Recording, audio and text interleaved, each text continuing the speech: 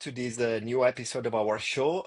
Today we have the pleasure of having with us Giacinto Carullo. Giacinto has served as the Group Chief Procurement and Chain Officer for 5 years now.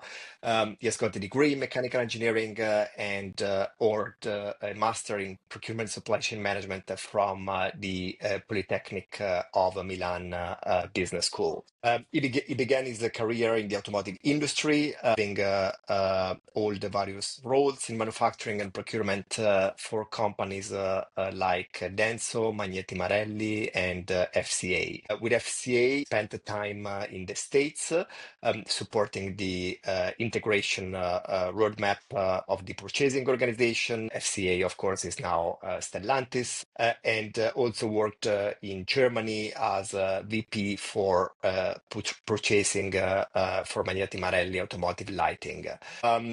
In 2013, he joined Finmeccanica as a VP Strategic Sourcing for the Helicopters division. And in 2016, he became the Procurement Director for the Defense Systems division. And then starting from 2017, he got involved in supply chain and procurement activities for the aircraft division, again as a senior vice president. And 5 years ago, so 2020, Cinto was named the Group Chief Procurement and Supply Chain Officer. He has also served in the board of directors at ATR Aircraft in Toulouse. Wow, what a curriculum, Giacinto! It's fantastic to have you in our show. Thank you for your time.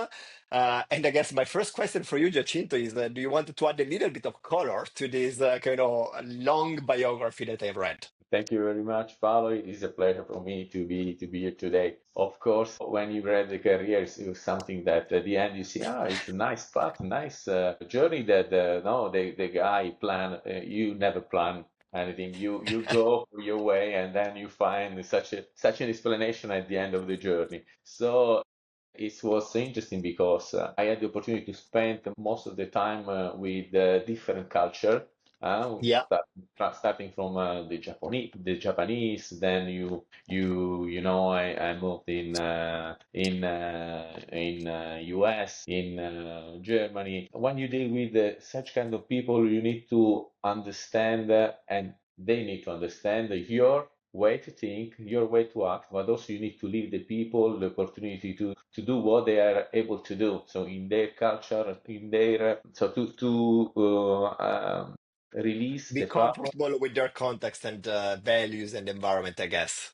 And that is important because you learn a lot of values. For instance, one anecdote that is really nice to me is that when I was dealing with the Japanese, I was in the plant, I spent hours and hours in the factory, and we were preparing a visit of an important customer. It was midnight. I was preparing the visit since the 8 in the morning, and at midnight, close to me was the CEO of the company Wow. until I left So you can imagine which kind of culture these people bring and the value that also they move to you when you work with them. Yeah.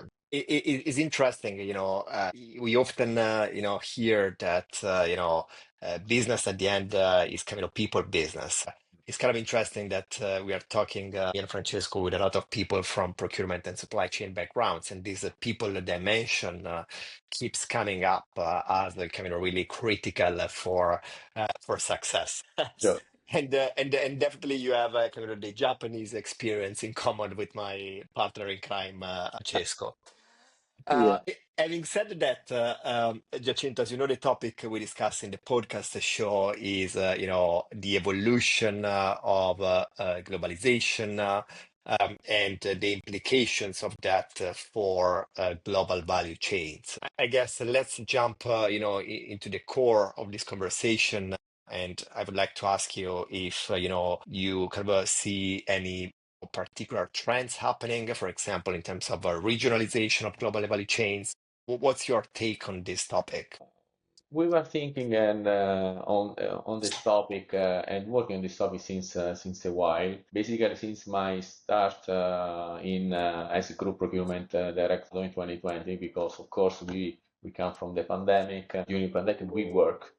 At the end, we had the criticality of the supply chain or the logistics because most of the company were not working when we were working. So this was first time that we faced this kind of difficulties, but then we moved through the Ukraine, the hyperinflation, and raw material price increase, so and shortages, electronic shortages. So there were a lot of things that were happening worldwide, and we were starting managing and dealing with all this kind of problem. Maybe we will go through them a little bit later. But the point is that in 2021, I remember that we went through a supplier conference of Leonardo where we were shaping, guessing, let's say, the future. And one of the points that today is getting real is that we were expecting regionalization of the footprint of the company. What I mean in terms of regionalization is not just having factories. Hmm. Of course, I mean factories could be kind, from my point of view, procurement point of view, could be a kind of dual sourcing. You secure one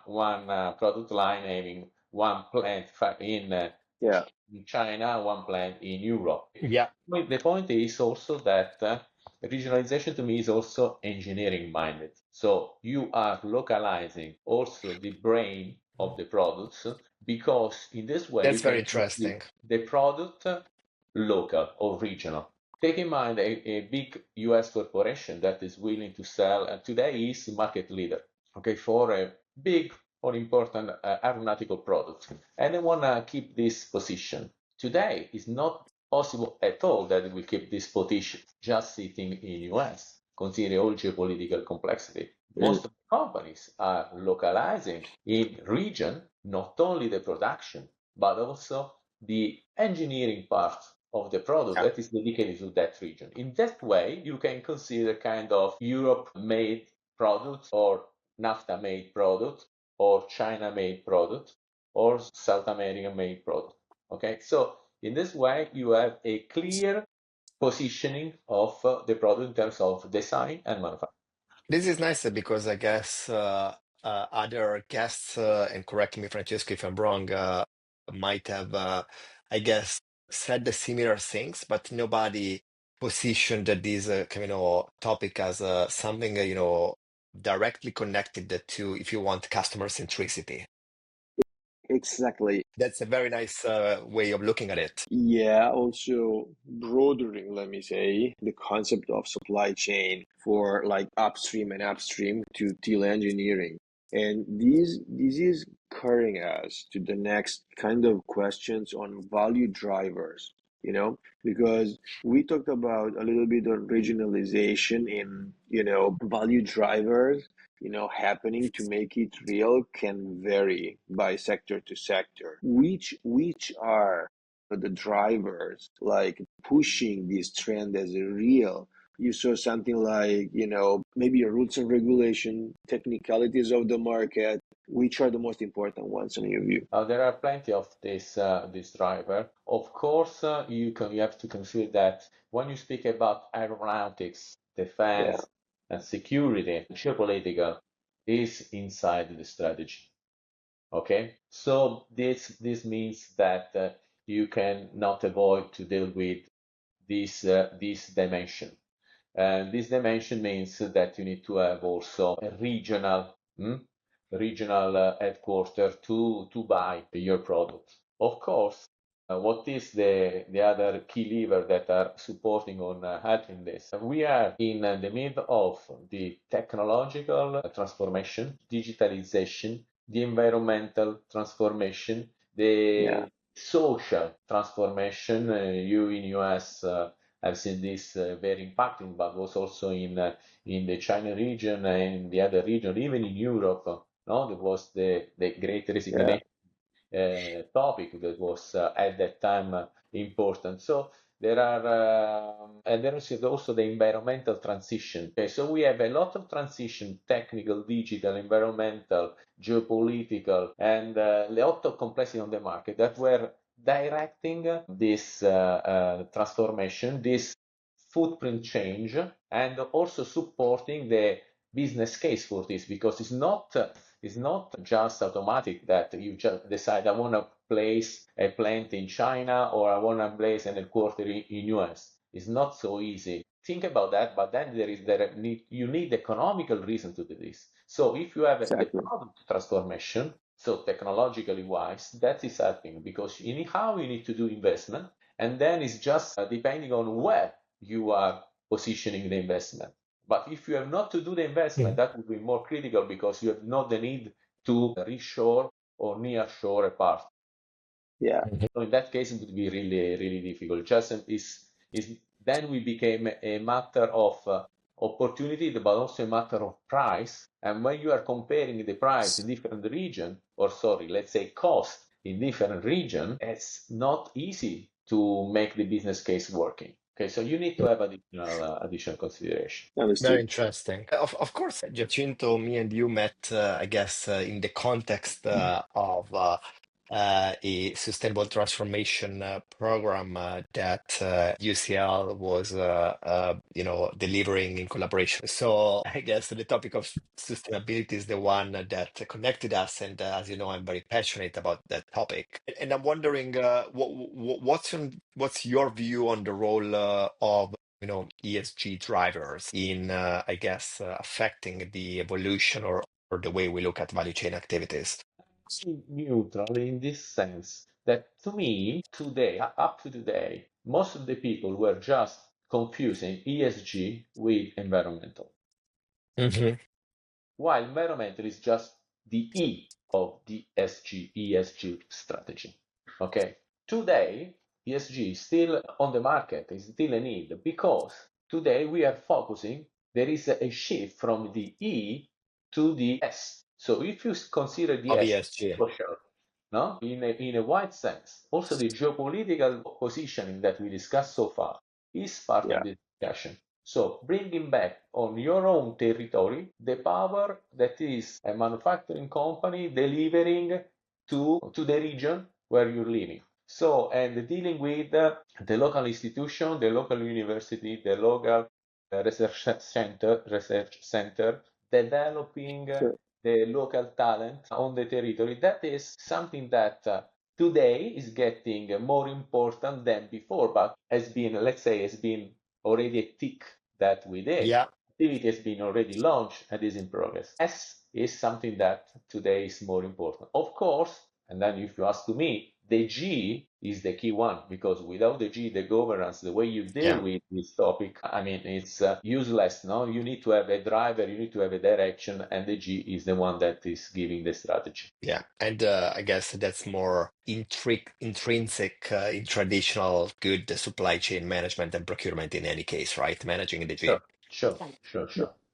Definitely, yes. And I think you also introduced some of the operational, dynamics, that nowadays are running the business. If you can maybe list the top two and three, and together with that, which are, the most important stakeholders in the business that you would like to mention, all right, to let us understand how it works under this perspective. I mean, so far, of course, the one of the key stakeholder, if you ask to a procurement supply chain guy, is for sure the people that they are in the supply chain upstream and downstream, of course. So from my point of view, I had a specific task to engage all the suppliers into this dynamic, and we engage them very, very deeply in specific Yeah. program. I mean, for us, again, what is the advantage of being an industry with products is that if there is a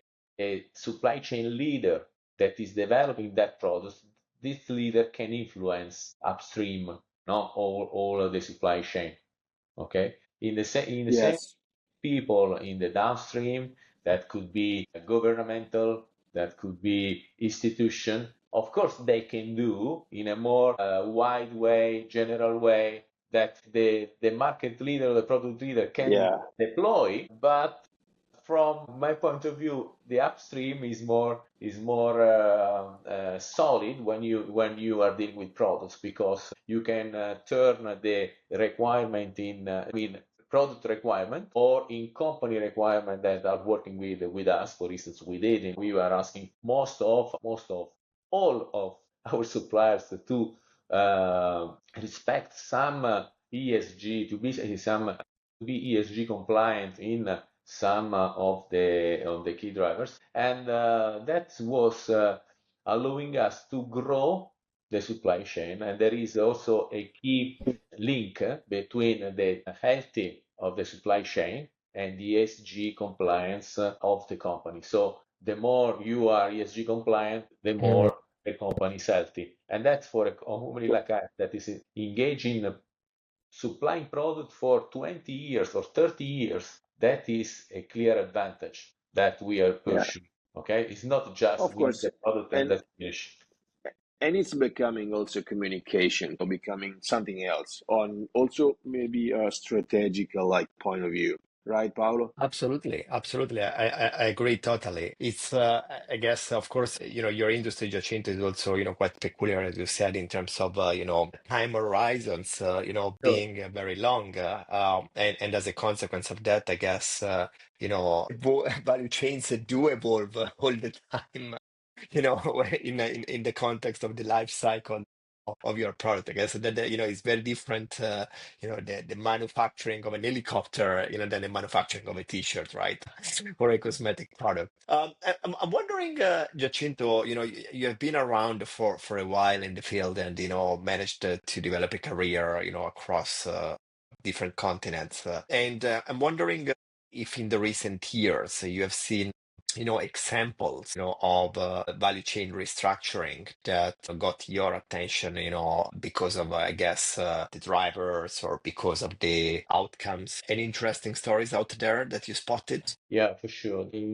I had past experience in this supply chain restructuring or reshaping, let's call it this way.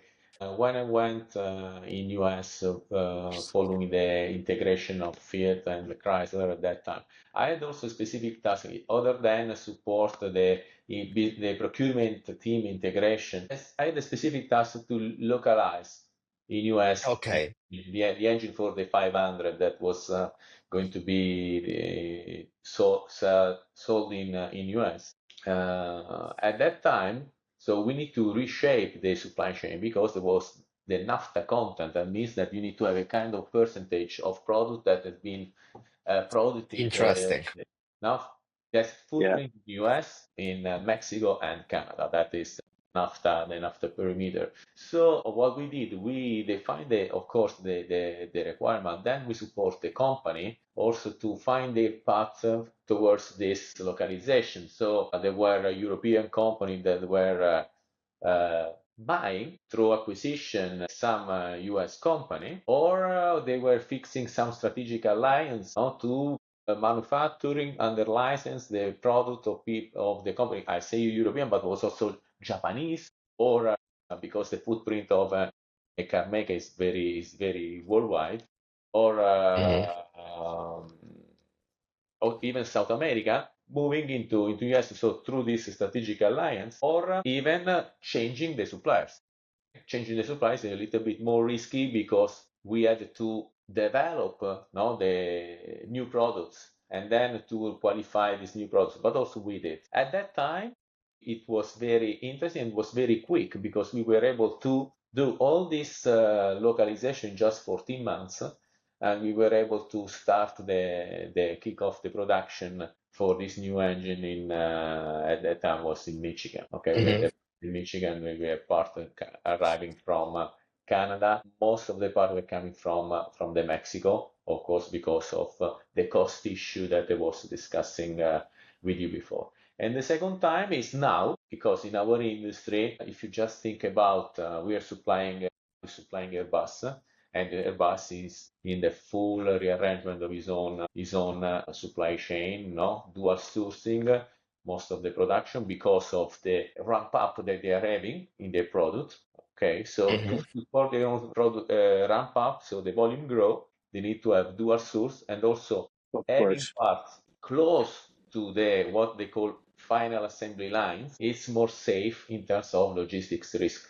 Okay, so also No, the so I'm reality in planning the manufacturing today is a little bit different. So you go for Hmm. an assessment and you are deciding a kind of defining the trade-off between the risk no Yeah. of the logistic risk and the cost the cost of the part in terms of developing new parts or the cost of not having the parts. And you go through a kind of big diagram that tells you that usually the big components, difficult to be dual source or re-engineered, sorry, need to be close to the final assembly line. So this is also the second wave of reshoring that I face in my life. No, and this is super interesting also from the point of view of the supply chain management best practice that for you are to be highlighted nowadays. You mentioned a lot of topics here, like this regionalization trend as well as this practice. Can you please double click on those practices, which are like for you like the most important ones nowadays? You mentioned something about shortening like the value chain from like sourcing to market. That's one for sure. You mentioned, for example, also the engineering to cost, the cost of the engineering for the time to market. Which are other ones you would like to mention specifically in the sector you are? So there is, of course, the third one that one is mentioning, that is the complexity, that you cannot change the full footprint, the full Yeah, supply chain. So the third one, that is the key one, that at the end there is something that you cannot deal with, and you cannot just follow. of mindset in terms of engineering and in terms of planning, and you need to deal with it. Yeah, The point is that the world today is really global. Mhm. So even if there are plenty of people that is telling you that they are able to control their own supply chain up to tier level 9, to me is not possible. Yeah. To me, yeah, if you are able to know tier 1 for sure, tier 2, okay, tier 3 maybe, it's maybe. a lot. Okay, Yeah. so you need to deal with this third leg, that is the uncertainty, and how you do this, dealing with your suppliers. Also, Giacinto, this is a super technicality of this sector, like automotive, defense, in those sector, like multi-level components to subgroup, it is super complex. So there are like sectors with less tier multi-strate level. Here in the sector you are, I think there's the highest level of complexity in this sense. Inbound supply chain for component procurement stuff is huge, is massive. So of course this is one of the highest level of complexity you see in your sector. A Going company buys in the range of 3,000 per number. you know so Not by volume, 3,000 per number multiplied by volume. Okay, no, so no, sure, I what got is it. the complexity of the logistics behind? Yeah. Wow. I got it. Yeah, at the end of the day, it's an helicopter, you know what I mean? So it's a serious Sure. stuff. Crisis. The first indication that there were crises coming in, and for the electronic parts, and no one in the company was believing that was a crisis that was coming also for the aerospace. What I was trying to do is to convince my colleague that that was going to happen also to us. And how I was successful, I asked the logistic people to try to pull ahead the production schedule for 6 months at least, or 12 months. And then in this way, we had the opportunity to highlight the critical part that we were going to be in shortage in the next 6 months. That allow us to work soon on this criticality, and to be able to avoid shortage in our warehouses and also to our customers. All right, so super interesting. And moving to you know a managerial like point of view, are there any initiative experiences that you would like to share with us? Maybe a couple of them. Yeah, I mean, we had two experiences that is worth to share. One is during the beginning of the electronic shortages, where Hmm. in the company no one was believing that the electronic shortage would ever also be a problem also for Leonardo. I tried to convince, and I did, of course, the logistic colleagues to make a planning considering to move to pull ahead the production schedule of first time 6 months, second time for 12 months. So the very beginning with 6 months was almost okay. At 12 months, we see that we are going to have issue. So I keep them to ask them to keep this planning living ahead of 12 months. So we had the opportunity to work as procurement team on the possible shortage with 6-12 months in advance. So we were able to have this time, to use this time to Also, do. Giacinto, let me chime in also for listeners that this is because of usually procurement lead time on that particular components are pretty long. Of course, of course. I consider something that is peculiar in my industry as a standard. Of course, it is. It is. The lead time of other products is in the range of 12 months, even 18 sometimes. Exactly. So Exactly. you need to have months in advance to have visibility. So this was an important methodology that we kept live in our company, and was part of and now is a part of the way we manage criticalities. Okay, so because what we were able to develop during this critical year is the way to work together and to be able to serve the uncertainties and be Yeah. able to define not a rigid way to act, but a flexible way to act to secure the product delivery, and then to secure our product delivery. The second one is a program that we launch at corporate level to Hmm.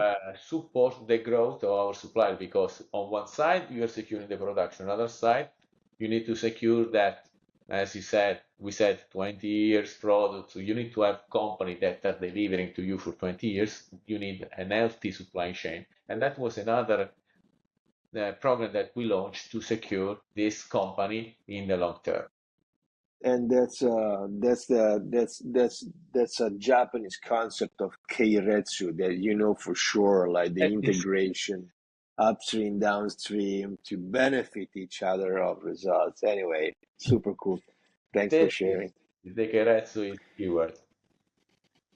I guess, Giacinto, conscious of time, one final question, maybe a final thought in a minute. But I would like, to change the time horizon of our conversation. And instead of focusing on what is happening now and what has been happening in the recent years, I guess I would like to ask you, what do you see happening in the next, let's say, 3 to 5 years? So, looking ahead, do you see the same, I guess, dynamics of globalization and regionalization taking place? Do you see new drivers, the future of value chains? What's your take on that? I'm sure that the complexity of this value chain will stay there.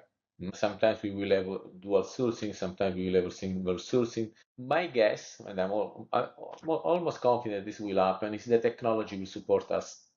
Technology More. means artificial intelligence that will allow logistic people to deal with thousand, 100,000 of part numbers to understand the critical one in advance, for instance, or to secure that the information, the planning information, these are standard and simple stuff, but standard means also that today Mm, we have complexity we have not solved. So the technology, yeah, when you are planning, the synchronization of the planning is something that is key, because if you pass the information to a suppliers of your suppliers that is already hold, there is not a big advantage. If you yeah, want, for us, is one of the main targets, shorten the supply chain means a reduced lead time in a Yeah. significant way. The new technology will happen. For instance, to have the famous supply chain illumination, that so far is something that is a guess, but is not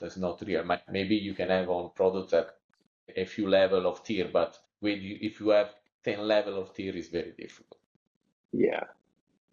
So this is Fantastic. something Yeah. that is going will be present in the future. So technology will drive and we support our choices. Very Amazing. interesting. Giacinto, it was really, great to have you in our show. Thank you for, I guess, offering your experience and your ideas about the future of global value chains, and congratulations for all the good work you're doing. Thanks, Giacinto.